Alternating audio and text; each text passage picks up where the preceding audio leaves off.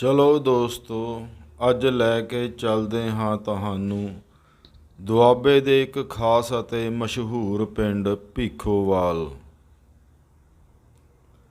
ਗੁਰਦਾਸਪੁਰ ਪਠਾਨਕੋਟ ਜਾਂਦੇ ਹੋਏ ਕਈ ਵਾਰ ਇੱਥੋਂ ਵੇਖਿਆ ਸੀ ਕਿ ਸੰਗਤਾਂ ਦਾ ਬੜਾ ਵੱਡਾ ਹਜੂਮ ਹੁੰਦਾ ਹੈ। ਅੱਜ ਰੁਕ ਵੇਖਣ ਦੀ ਇੱਛਾ ਹੋਈ। ਇਹ ਹੁਸ਼ਿਆਰਪੁਰ ਦਸੂਹਾ ਸੜਕ ਨਜ਼ਦੀਕ ਹੁਸ਼ਿਆਰਪੁਰ ਤੋਂ 10 ਕਿਲੋਮੀਟਰ ਦੀ ਦੂਰੀ 'ਤੇ ਸਥਿਤ ਹੈ। ਮੁੱਖ ਸੜਕ ਤੋਂ ਹੀ ਗੁਰਦੁਆਰਾ ਸਾਹਿਬ ਦੀ ਇਮਾਰਤ ਨਜ਼ਰ ਆਉਣ ਲੱਗ ਪੈਂਦੀ ਹੈ। ਚਲੋ ਪਹਿਲਾਂ ਪਿੰਡ ਭੀਖੋਵਾਲ ਵੇਖ ਲੈਂਦੇ ਹਾਂ, ਫਿਰ ਇੱਥੇ ਆ ਕੇ ਖੁੱਲ੍ਹੇ ਦਰਸ਼ਨ ਦੀਦਾਰ ਕਰਾਂਗੇ। ਪਿੰਡ ਵੱਲ ਜਾਂਦੀ ਹੋਈ ਲਿੰਕ ਰੋਡ ਬੁਰੀ ਤਰ੍ਹਾਂ ਟੁੱਟੀ ਭੱਜੀ ਹੋਈ ਸੀ, ਜਿਵੇਂ ਪਿੰਡ ਨੂੰ ਨਜ਼ਰ ਨਾ ਲੱਗੇ ਨਜ਼ਰ ਬੱਟੂ। ਪਿੰਡ ਅੰਦਰ ਦਾਖਲ ਹੁੰਦੇ ਹੀ ਪਿੰਡ ਦੇ ਘਰਾਂ ਤੇ ਗਲੀਆਂ ਦੀ ਹਾਲਤ ਠੀਕ ਨਜ਼ਰ ਆਈ। ਪਿੰਡ ਦੀਆਂ ਗਲੀਆਂ ਘੁੰਮਦੇ ਹੋਏ ਅੰਦਾਜ਼ਾ ਹੋ ਗਿਆ ਕਿ ਪਿੰਡ ਵਿੱਚ ਵਸਦੇ ਲੋਕਾਂ ਦੀ ਹਾਲਤ ਠੀਕ ਹੈ। ਇਸ ਪਿੰਡ ਵਿੱਚ ਬਹੁਤੀ ਆਬਾਦੀ ਬਾਤੀ ਬਰਾਦਰੀ ਦੇ ਲੋਕਾਂ ਦੀ ਹੈ, ਜਿਨ੍ਹਾਂ ਨੂੰ ਮਾਝੇ ਵਿੱਚ ਚਾਂਗ ਵੀ ਕਿਹਾ ਜਾਂਦਾ ਹੈ। ਸਰਕਾਰੀ ਕਾਗਜ਼ਾਂ ਵਿੱਚ ਇਹ BC ਵਿੱਚ ਆਉਂਦੇ ਹਨ। ਮਕੇਰੀਆਂ ਹਲਕੇ ਤੋਂ ਸਵਰਗੀ ਡਾਕਟਰ ਕੇਵਲ ਕ੍ਰਿਸ਼ਨ, ਜੋ ਪੰਜਾਬ ਵਿਧਾਨ ਸਭਾ ਵਿੱਚ ਸਪੀਕਰ ਵੀ ਰਹੇ ਸਨ, ਇਸੇ ਬਰਾਦਰੀ ਨਾਲ ਸੰਬੰਧਿਤ ਸਨ। ਪਿੰਡ ਦੇ ਇੱਕ ਪਾਸੇ ਮੰਦਰ ਵੀ ਬਣਿਆ ਹੋਇਆ ਸੀ। ਇੱਥੇ ਹੀ ਕੁਝ ਔਰਤਾਂ ਅਤੇ ਮਰਦ ਮਨਰੇਗਾ ਸਕੀਮ ਅੰਦਰ ਕੰਮ ਕਰਨ ਲਈ ਇੱਥੋਂ ਰਵਾਨਾ ਹੋ ਰਹੇ ਸਨ।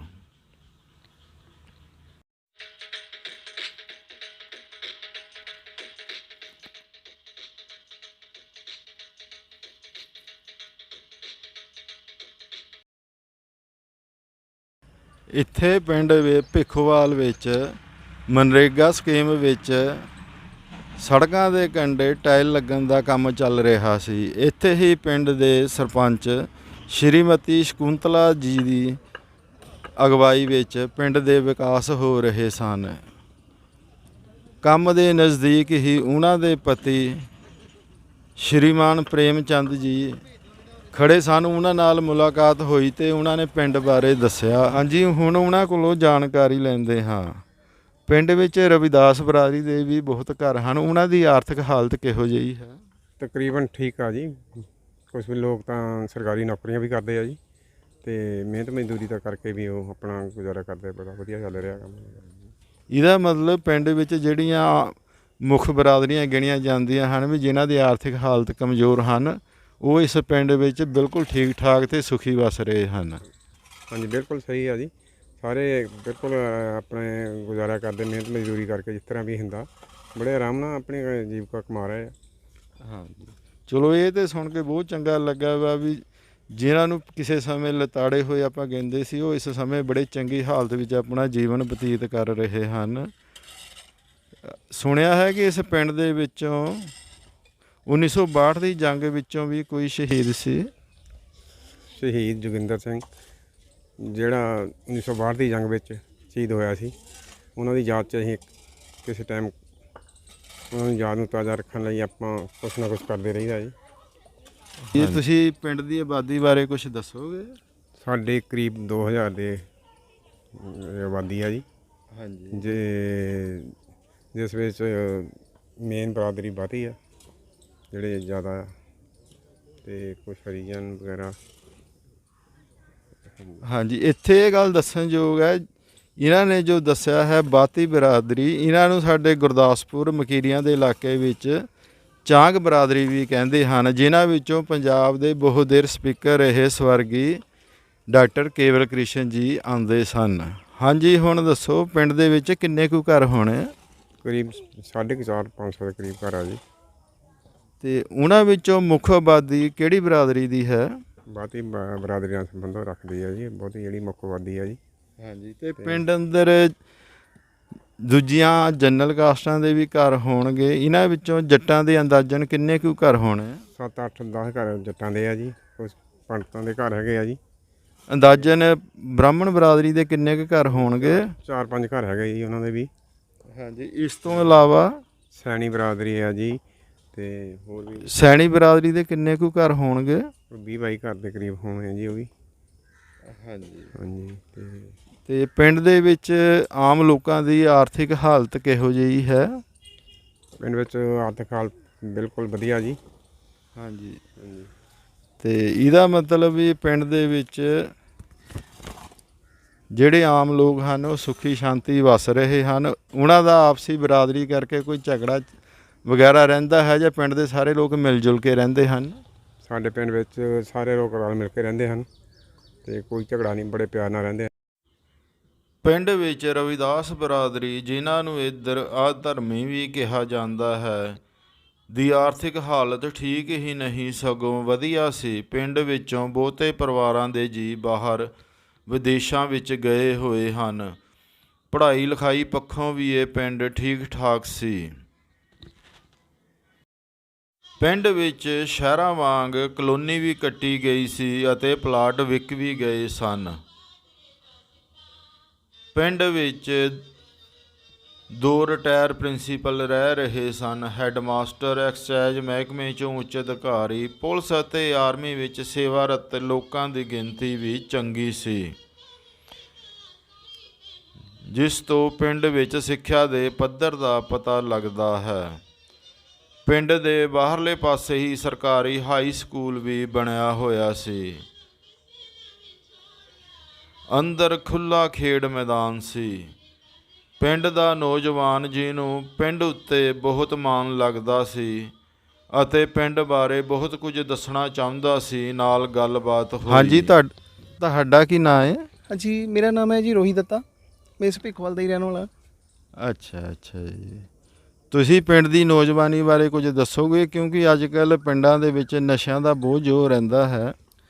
ਸਾਡੇ ਪਿੰਡ ਦੇ ਨੌਜਵਾਨ ਜੀ ਸਾਰੇ ਵਧੀਆ ਆ, ਸਾਰੇ ਨਸ਼ਿਆਂ ਤੋਂ ਦੂਰ ਆ, ਅਤੇ ਨਸ਼ਿਆਂ ਤੋਂ ਦੂਰ ਰੱਖਣ ਲਈ ਸਾਡਾ ਇੱਕ ਸਪੋਰਟਸ ਕਲੱਬ ਭਿੱਖਵਾਲ ਦੇ ਨਾਮ 'ਤੇ ਇੱਕ ਕਲੱਬ ਚੱਲ ਰਿਹਾ ਜੀ। ਅਤੇ ਜਿਹਦੇ ਵਿੱਚ ਅਸੀਂ ਮਤਲਬ ਪਿੰਡ ਦੇ ਸਹਿਯੋਗ ਦੇ ਨਾਲ ਡੇਲੀ ਸਵੇਰੇ ਬੱਚਿਆਂ ਨੂੰ ਐਕਸਰਸਾਈਜ਼, ਗੇਮਿੰਗ ਦੇ ਨਾਲ ਆਪਾਂ ਅਟੈਚ ਕੀਤਾ ਹੈ, ਅਤੇ ਟਾਈਮ ਸਿਰ ਅਸੀਂ ਬੱਚਿਆਂ ਨੂੰ ਨਸ਼ਿਆਂ ਤੋਂ ਦੂਰ ਰੱਖਣ ਲਈ ਇੱਕ ਮੋਟੀਵੇਸ਼ਨਲ ਕੈਂਪ ਲਗਾਉਂਦੇ ਰਹਿੰਦੇ ਆ, ਅਤੇ ਜਿਹਦੇ ਵਿੱਚ ਆਪਣੇ ਬਲੱਡ ਕੈਂਪ ਵੀ ਹੁੰਦੇ ਆ, ਅਤੇ ਨਸ਼ਿਆਂ ਤੋਂ ਦੂਰ ਰਹਿਣ ਲਈ ਜਾਗਰੂਕ ਵੀ ਕਰਦੇ ਰਹਿੰਦੇ ਆ। ਅਤੇ ਇਸ ਕੰਮ ਵਿੱਚ ਤੁਹਾਨੂੰ ਪਿੰਡ ਵੱਲੋਂ ਕੁਝ ਸਹਿਯੋਗ ਮਿਲਦਾ ਹੈ ਜਾਂ ਸਾਰੇ ਕੰਮ ਨਿੱਜੀ ਤੌਰ 'ਤੇ ਕੀਤੇ ਜਾਂਦੇ ਹਨ? ਸਰ, ਸਪੋਰਟਸ ਕਲੱਬ ਭਿੱਖਵਾਲ ਨੂੰ ਅੱਗੇ ਚਲਾਉਣ ਦੇ ਵਿੱਚ ਸਾਡੇ ਪੂਰੇ ਪਿੰਡ ਦਾ ਬਹੁਤ ਵੱਡਾ ਸਹਿਯੋਗ ਹੈ ਜੀ। ਅਤੇ ਜਿਹਦੇ ਵਿੱਚ ਅਸੀਂ ਟਾਈਮ 'ਤੇ ਜਿੱਦਾਂ ਟੂਰਨਾਮੈਂਟ ਕਰਾਉਂਦੇ ਹਾਂ, ਸਾਨੂੰ ਪੂਰਾ ਪਿੰਡ ਸਹਿਯੋਗ ਦਿੰਦਾ ਜੀ। ਪਿੰਡ ਦੀ ਪੰਚਾਇਤ ਦਾ ਜੀ ਸਾਡੇ ਸਪੋਰਟਸ ਕਲੱਬ ਨੂੰ ਅੱਗੇ ਲਿਜਾਣ ਦੇ ਵਿੱਚ ਬਹੁਤ ਵੱਡਾ ਯੋਗਦਾਨ ਹੈਗਾ ਆ। ਅਤੇ ਪਿੰਡ ਦੀ ਪੰਚਾਇਤ ਨੇ ਬੱਚਿਆਂ ਨੂੰ ਬਹੁਤ ਵਧੀਆ ਗਰਾਊਂਡਾਂ ਬਣਾ ਕੇ ਦਿੱਤੀਆਂ ਆ, ਜਿਹਦੇ ਵਿੱਚ ਬੈਡਮਿੰਟਨ ਕੋਰਟ, ਵਾਲੀਬਾਲ ਕੋਰਟ, ਦੌੜਨ ਭੱਜਣ ਲਈ ਟਰੈਕ ਅਤੇ ਹੋਰ ਸਪੋਰਟਸ ਲਈ ਮਤਲਬ ਕਾਫੀ ਗਰਾਊਂਡਾਂ ਤਿਆਰ ਕਰਾ ਕੇ ਦਿੱਤੀਆਂ ਜੀ। ਪਿੰਡਾਂ ਦੇ ਵਿੱਚ ਨਸ਼ਿਆਂ ਦੀ ਸਮੱਸਿਆ ਆਮ ਹੁੰਦੀ ਹੈ। ਸਾਡੇ ਮਾਝੇ ਵਿੱਚ ਦੇ ਨਸ਼ਿਆਂ ਨੇ ਬਹੁਤ ਬੁਰਾ ਹਾਲ ਕੀਤਾ ਹੋਇਆ ਹੈ, ਜਿਨ੍ਹਾਂ ਵਿੱਚੋਂ ਚਿੱਟੇ ਦਾ ਨਸ਼ਾ ਤੇ ਜਵਾਨੀ ਨੂੰ ਖਾ ਰਿਹਾ ਹੈ। ਤੁਸੀਂ ਇਸ ਬਾਰੇ ਕੁਝ ਦੱਸੋਗੇ? ਪਿੰਡ ਵਿੱਚ ਸਰ, ਸਾਡਾ ਪਿੰਡ ਜੀ ਨਸ਼ਿਆਂ ਤੋਂ ਬਹੁਤ ਦੂਰ ਆ ਜੀ। ਸਾਡੇ ਜਿੰਨਾ ਨੌਜਵਾਨ ਹੈਗੇ ਨਸ਼ਿਆਂ ਤੋਂ ਦੂਰ ਆ, ਅਤੇ ਸਾਡੇ ਜਿਹੜੇ ਪਿੰਡ ਦੇ ਸਪੈਸ਼ਲ ਜਿਹੜੇ ਸਾਬਕਾ ਫੌਜੀ ਹੈਗੇ ਆ ਜੀ, ਉਹ ਨਿਆਣਿਆਂ ਨੂੰ ਮਤਲਬ ਬਹੁਤ ਵਧੀਆ ਮੋਟੀਵੇਟ ਕਰਦੇ ਆ, ਡੇਲੀ ਰਨਿੰਗ ਕਰਵਾਉਂਦੇ, ਐਕਸਰਸਾਈਜ਼ ਕਰਵਾਉਂਦੇ ਆ। ਸਾਬਕਾ ਫੌਜੀਆਂ ਦੀ ਬਦੌਲਤ ਹੀ ਸਾਡਾ ਪਿੰਡ ਦੇ ਜੀ ਨੌਜਵਾਨ ਇਸ ਸਾਲ ਘੱਟੋ ਘੱਟ ਵੀ 4 ਤੋਂ 5 ਬੰਦੇ ਫੌਜ ਦੇ ਵਿੱਚ ਗਏ ਆ ਜੀ ਨਵੇਂ। ਖੇਡਾਂ ਨਾਲ ਨੌਜਵਾਨ ਨਸ਼ਿਆਂ ਤੋਂ ਬਚੇ ਰਹਿੰਦੇ ਹਨ। ਦੂਜਾ, ਜਿਹੜੇ ਨੌਜਵਾਨ ਫੌਜ ਵਿੱਚ ਭਰਤੀ ਹੁੰਦੇ ਹਨ, ਇਸ ਨਾਲ ਦੇਸ਼ ਸੇਵਾ ਦਾ ਉਹਨਾਂ ਨੂੰ ਮੌਕਾ ਮਿਲਦਾ ਹੈ। ਚਲੋ, ਤੁਹਾਡੇ ਨਾਲ ਮਿਲ ਕੇ ਚੰਗਾ ਲੱਗਾ। ਜੇ ਪਿੰਡ ਕਿਸੇ ਤਰ੍ਹਾਂ ਦੀ ਉਚਾਈ ਵੱਲ ਜਾ ਰਿਹਾ ਹੈ ਅਤੇ ਨੌਜਵਾਨੀ ਨਸ਼ਿਆਂ ਤੋਂ ਬਚੀ ਹੋਈ ਹੈ, ਅਤੇ ਇਹ ਸਭ ਦਾ ਹੀ ਸਹਿਯੋਗ ਹੁੰਦਾ ਹੈ ਅਤੇ ਜ਼ਿੰਮੇਵਾਰੀ ਹੁੰਦੀ ਹੈ। ਚਲੋ, ਧੰਨਵਾਦ। ਕੋਚ ਹਰਵਿੰਦਰ ਸਿੰਘ ਚਹੋਤਾ ਐਥਲੈਟਿਕ ਤੇ ਹੋਰ ਗੇਮਾਂ ਦੀ ਕੋਚਿੰਗ ਦੀ ਜਵਾਨੀ ਨੂੰ ਸੇਧ ਦੇ ਰਹੇ ਸਨ। ਪਿੰਡੋਂ ਰਿਟਾਇਰ ਕੈਪਟਨ ਸਤਨਾਮ ਸਿੰਘ ਜੀ ਪਿੰਡ ਦੇ ਜਵਾਨਾਂ ਨੂੰ ਫੌਜ ਦੀ ਭਰਤੀ ਲਈ ਟ੍ਰੇਨਿੰਗ ਵਿੱਚ ਪੂਰਾ ਸਹਿਯੋਗ ਅਤੇ ਮਾਰਗਦਰਸ਼ਨ ਦਿੰਦੇ ਸਨ। ਪਿੰਡ ਵਾਸੀ ਹਰਬੰਸ ਸਿੰਘ ਜੀ ਜੋ ਡੀਟੀਓ ਆਫਿਸ ਤੋਂ ਰਿਟਾਇਰ ਸਨ, ਬੱਚਿਆਂ ਤੇ ਜਵਾਨੀ ਨੂੰ ਮੋਟੀਵੇਟ ਕਰਨ ਲਈ ਫ੍ਰੀ ਸਪੋਰਟ ਕਿੱਟਾਂ ਤੇ ਡੈਡ ਦਾ ਸਹਿਯੋਗ ਦੇ ਨੇਕੀ ਕਮਾ ਰਹੇ ਸਨ। ਇਹੋ ਤੇ ਗੁਰੂ ਨਾਨਕ ਦੀ ਸੋਚ ਸੀ। ਸਿਰਫ ਸਰਕਾਰਾਂ ਤੇ ਨਿਰਭਰ ਰਹਿ ਤਾਂ ਪਿੰਡ ਸਮਾਜ ਤਰੱਕੀ ਨਹੀਂ ਕਰ ਸਕਦਾ। ਪਿੰਡ ਵਿੱਚ ਇੱਕ ਪਾਸੇ ਮੰਦਰ ਜਾਂ ਕਹੋ ਡੇਰਾ ਬਣਿਆ ਹੋਇਆ ਸੀ।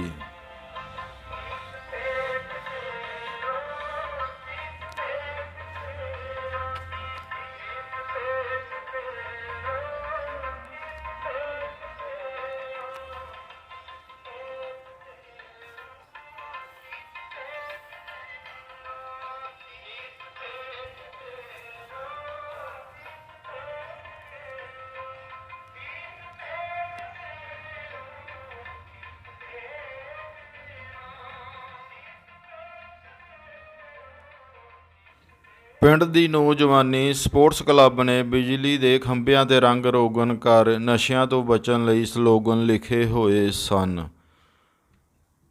ਆਓ ਹੁਣ ਪਿੰਡ ਦੀ ਪਛਾਣ ਗੁਰਦੁਆਰਾ ਸਾਹਿਬ ਦੇ ਦਰਸ਼ਨ ਕਰਦੇ ਹਾਂ। ਉਂਝ ਪਿੰਡ ਲਈ ਇੱਕ ਡਿਸਪੈਂਸਰੀ ਵੀ ਹੈ ਜਿੱਥੇ ਡਾਕਟਰ ਰੋਜ਼ ਬਹਿੰਦਾ ਵੀ ਹੈ। ਪਤਾ ਨਹੀਂ ਇਸ ਗੁਰਧਾਮ ਤੇ ਆ ਕੇ ਕਿਉਂ ਲੱਗਾ ਕਿ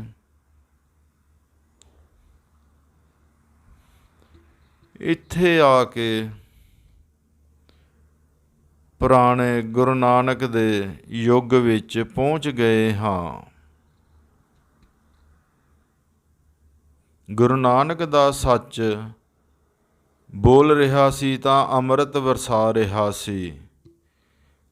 ਕਿਸੇ ਵੀ ਤਰ੍ਹਾਂ ਦੀ ਧਾਰਮਿਕ ਨਫ਼ਰਤ ਇੱਥੇ ਆ ਕੇ ਖਤਮ ਹੋ ਗਈ ਲੱਗਦੀ ਸੀ।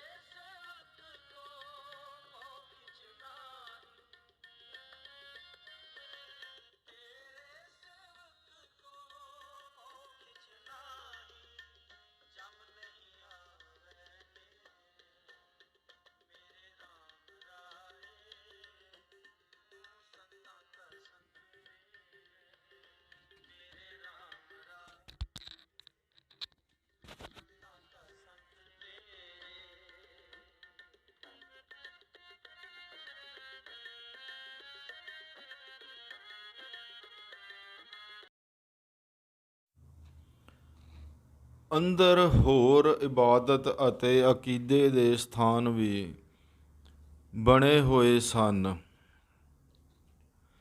ਜਿਵੇਂ ਗੁਰੂ ਨਾਨਕ ਦੇ ਦੌਰ ਵਿੱਚ ਸੱਚ ਕਬੂਲਿਆ ਜਾਂਦਾ ਸੀ, ਉਂਝ ਹੀ ਇੱਥੇ ਆ ਕੇ ਮਹਿਸੂਸ ਵੀ ਹੋਇਆ। ਨਫ਼ਰਤ ਅਤੇ ਹਕਾਰਤ ਲਈ ਇੱਥੇ ਕੋਈ ਵੀ ਥਾਂ ਨਹੀਂ ਲੱਗਦੀ ਸੀ।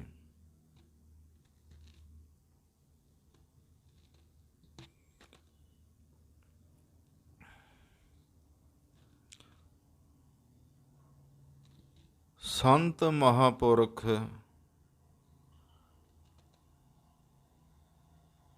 ਸਵਰਗੀ ਚਰਨ ਸਿੰਘ ਜੀ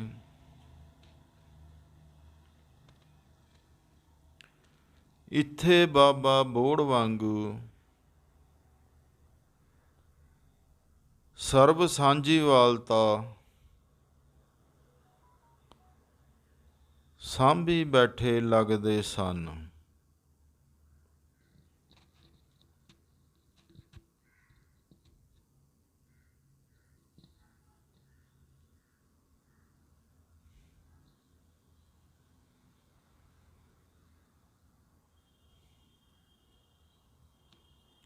ਇੱਥੇ ਆ ਕੇ ਆਪਣੇ ਆਪ ਨੂੰ ਸੱਚ ਦੇ ਨੇੜੇ ਮਹਿਸੂਸ ਕੀਤਾ ਜਾ ਸਕਦਾ ਹੈ।